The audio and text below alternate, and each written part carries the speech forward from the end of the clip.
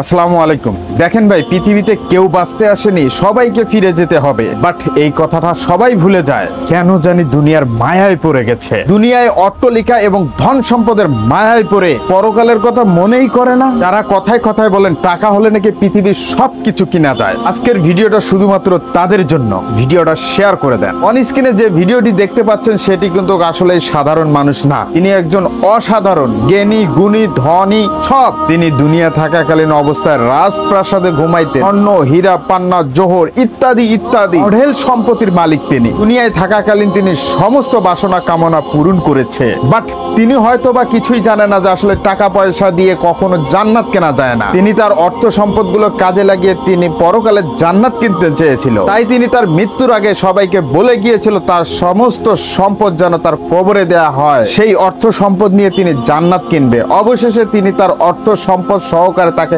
কাফন করা হয়। পরবর্তী মৃত্যুর কয়েক বছর পর তার কবরটি পুনরায় খনন করা হয়। খনন করে দেখানোর পর যা আপনারা দেখতে পাচ্ছেন। দেখেন ভাই, ওনার কিন্তু দুনিয়ার সয় সম্পদ কোনো কাজেই লাগেনি। আফসোস যারা আজকে সয় সম্পদের গর্ব করছেন, অহংকার করছেন। টাকা পয়সা দিয়ে যদি জান্নাত কেনা যেত তাহলে মানুষ জান্নাতের আশায় টাকার পিছনে প্রচুর পরিমাণে ছুটতো, তখন মানুষ ইবাদত করতো না। দেখেন ভাই, বিষয়টি বর্তমানে এরকম হয়েছে। মানুষ ধন সম্পদের দিকে প্রচুর পরিমাণে ঝুঁকছে, কিন্তু আসলে ইবাদত দিকে নাই। কারণ তারা এটাই মনে করেন টাকা পয়সা সবই তাদের, টাকা হইলেই সবকিছু সম্ভব।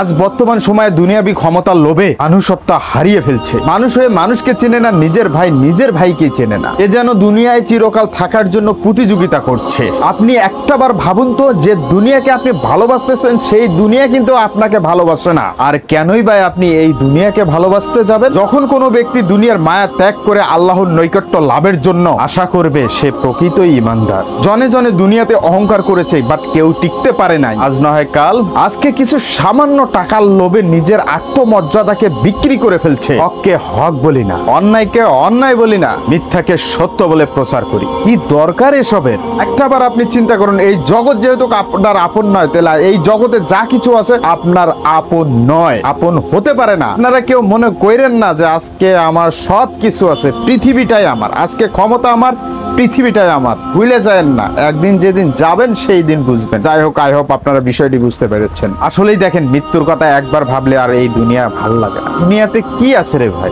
কিচ্ছু নাই। এই দুনিয়ার পাওয়ার, গৌরব, লেখাপড়া, সমস্ত জিনিস, সমস্ত অর্জন সব বৃথা। যাই হোক, সবাই ভালো থাকবেন, সুস্থ থাকবেন, সুন্দর থাকবেন। আল্লাহ হাফেজ।